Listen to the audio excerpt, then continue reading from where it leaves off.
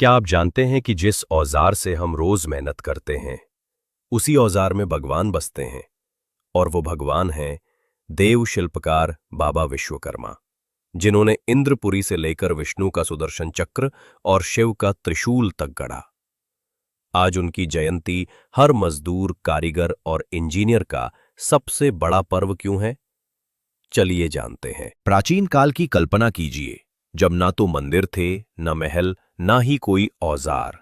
देवता तो थे, मगर उनके पास कोई साधन नहीं था।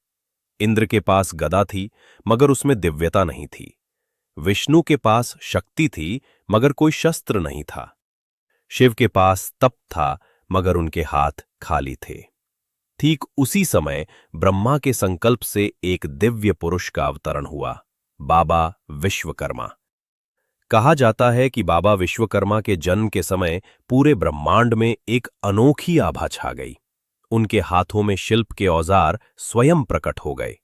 उनके चेहरे से करुणा झलकती थी और उनकी आंखों में सृष्टि के हर कण को गढ़ने की क्षमता। वे केवल देव शिल्पकार ही नहीं, बल्कि कर्म के देवता भी कहे गए। ब्रह्मा जी ने आदेश दिया, हे विश्वकर्मा, तुम्हारा काम है इस सृष्टि को आकार देना, देवताओं के लिए दिव्य भवन बनाना, उनके अस्त्र शस्त्र रचना और मनुष्यों को औजार देकर उन्हें श्रमशील बनाना। यहीं से शुरू हुई एक ऐसी गाथा जिसने पूरे जगत को दिशा दी। विश्वकर्मा जी ने सबसे पहले देवताओं के नगर और महल बनाए। इंद्रपुरी, यमपुरी, कुबेर का अलकापुरी महल, सूर्यदेव का रथ, इन सब का निर्माता कोई और नहीं बल्कि बाबा विश्वकर्मा ही थे। यही नहीं, उन्होंने शिव को त्रिशूल, विष्णु को सुदर्शन चक्र और हनुमान को गदा दी। इस तरह बाबा विश्वकर्मा को देवों के आर्किटेक्ट और इंजीनियर का दर्जा मिला। उनके बिना सृष्टि अधूरी थी। 17 सितंबर का महत्व और स्थिर तिथि। अब सवाल उठता है कि बाबा विश्वकर्मा जयंती 17 सितंबर को ही क्यों मनाई जाती है। इसके पीछे एक गहरा रहस्य है। कहा जाता है कि बाबा विश्वकर्मा का जन्म भाद्रपद संक्रांति को हुआ था। चूंकि संक्रांति की तिथि सूर्य की गति से तय होती है, इसलिए ये तिथि हमेशा स्थिर रहती है। यही कारण है कि बाबा विश्वकर्मा जयंती का दिन बदलता नहीं। ये हिंदू धर्म का पहला और इकलौता पर्व है जिसका दिन और महीना कभी नहीं बदलता। जहां दीपावली, होली, रक्षाबंधन या नवरात्रि जैसी तिथियां चंद्र गति पर आधारित हैं और हर साल बदलती रहती हैं, वही बाबा विश्वकर्मा जयंती हमेशा 17 सितंबर को ही मनाई जाती है। इस स्थिरता का एक गहरा संदेश भी है। ये बताता है कि श्रम और कर्म का महत्व कभी नहीं बदलता। समय चाहे जैसा हो, तकनीक चाहे जैसी बदल जाए, मेहनतकश हाथों की पूजा हमेशा उतनी ही जरूरी रहेगी। इस दिन मजदूर, कारीगर, इंजीनियर और कलाकार अपने औजारों की पूजा करते हैं। मान्यता है कि औजार सिर्फ लोहा या लकड़ी नहीं होते, बल्कि मनुष्य के जीवन का आधार होते हैं। बिना औजार के न खेती हो सकती है, न निर्माण, न ही उद्योग। इसीलिए इस दिन औजारों को ईश्वर का रूप मानकर सजाया जाता है। पर्व का धूमधाम और उत्सव। बाबा विश्वकर्मा जयंती का उत्सव खासतौर पर कारखानों, फैक्ट्रियों, इंजीनियरिंग कॉलेजों, लोहारों, सुनारों और कारीगरों की बस्तियों में मनाया जाता है। सुबह सुबह औजारों और मशीनों को धोकर साफ किया जाता है। फिर उन पर हल्दी, रोली, चंदन और फूल चढ़ाए जाते हैं। लोग नारियल फोड़ते हैं और आरती करते हैं। कारखानों में काम बंद रहता है और जगह जगह प्रसाद बांटा जाता है। पूर्वी भारत में, खासकर बिहार, झारखंड, बंगाल, ओडिशा और असम में ये पर्व बहुत धूमधाम से होता है।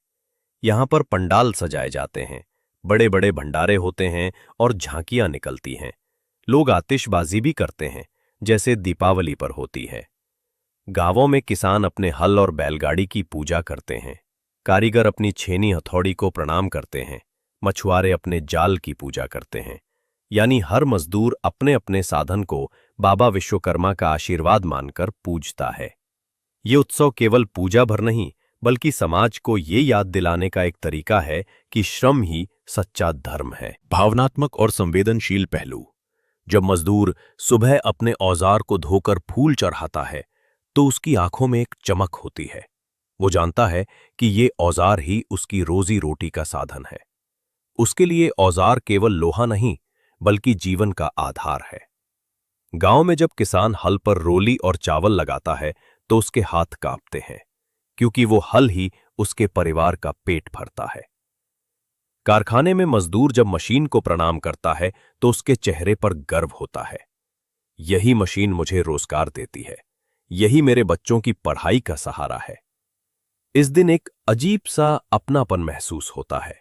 लोग एक दूसरे को मिठाई बांटते हैं, मजदूर मालिक को प्रणाम करता है और मालिक मजदूर को गले लगाता है।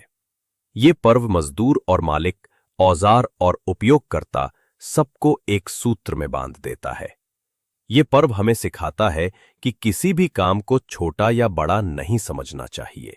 चाहे किसी का काम ईंट ढोना हो या किसी का कंप्यूटर चलाना, हर काम जरूरी है।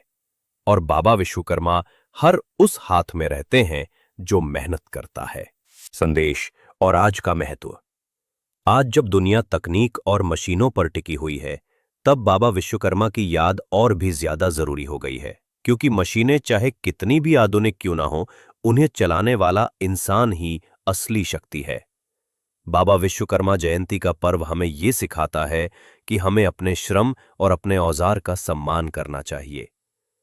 यही कारण है कि ये पर्व सिर्फ मजदूरों या कारीगरों का नहीं, बल्कि हर इंसान का है। कहते हैं कि अगर इस दिन औजारों की पूजा करके उन्हें विश्राम दिया जाए तो वे लंबे समय तक टिकते हैं और शुभ फल देते हैं। यही कारण है कि इस दिन कारखाने बंद रहते हैं और केवल पूजा होती है। बाबा विश्वकर्मा की गाथा हर मेहनतकश को ये विश्वास दिलाती है कि उसका श्रम व्यर्थ नहीं जाता। ईश्वर उन्हीं हाथों में बसते हैं जो मेहनत करते हैं। निष्कर्ष, बाबा विश्वकर्मा केवल एक देवता नहीं, बल्कि श्रम और हुनर के प्रतीक हैं। उनका पर्व हमें ये सिखाता है कि मेहनत ही सच्चा धर्म है और औजार ही असली पूजनीय है। दोस्तों, अगर आपको भी लगता है कि मेहनत ही सच्चा धर्म है, तो इस वीडियो को लाइक शेयर करें। और आप मानते हैं बाबा विश्वकर्मा सच में होते हैं, तो कमेंट में बाबा विश्वकर्मा जरूर लिखें और चैनल को सब्सक्राइब करना ना भूलें।